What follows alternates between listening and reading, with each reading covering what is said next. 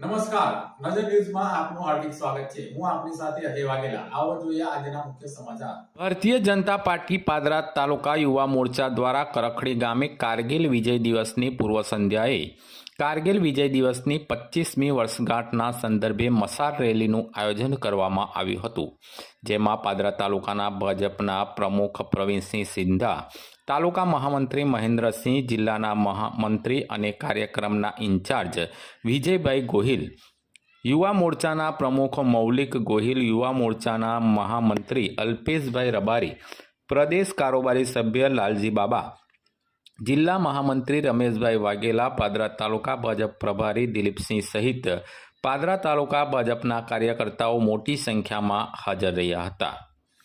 કરખડી ગામના મુખ્ય દ્વાર પરથી મશાલ રેલી પ્રારંભ કરવામાં આવી હતી।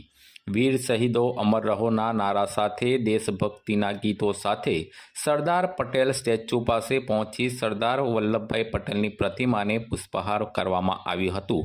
આ મશાલ રેલી કરખડી ગામના અલગ અલગ વિસ્તારોમાં ફરી હતી અને ગામમાં દેશભક્તિના રંગે રંગાયું હતું।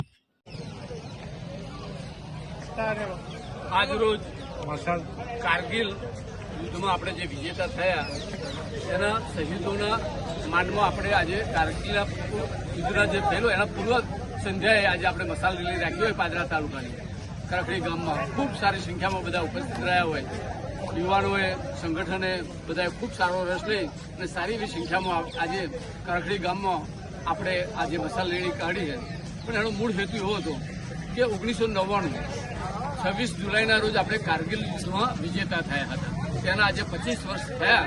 આવતીકાલે એની જે આખા જિલ્લાની ઉજવણી થઈ રહી છે એની પૂર્વ સંધ્યાએ આપણે પાદરા તાલુકાની જે યુવા મોરચા દ્વારા મશાલ રેલી કાઢવામાં આવી છે।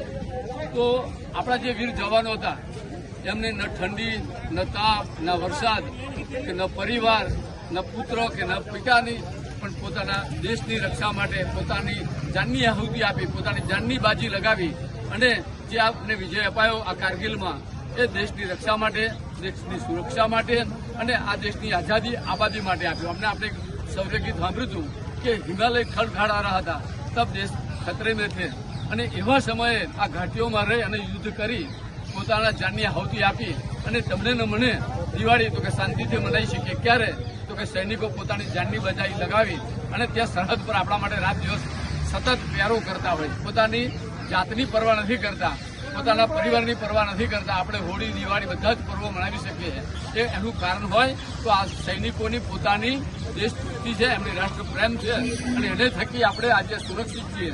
તો એવા સન્માન્ય સૌ શહીદ થયેલા આપણા કારગિલ યુદ્ધમાં જે જવાનો છે એમના પરિવારને ભગવાન શાંતિ આપે, એમના પરિવારની સમૃદ્ધિ વધે, એમના પરિવારને સુખ સમૃદ્ધિ મળે અને આ દેશની કાયમ એકતા અખંડિતતા જળવાઈ રહે અને આ દેશ સુરક્ષિત રહે એવી ભગવાન અને ભારત માતાના ચરણોમાં પ્રાર્થના, ભારત માતા કી જય।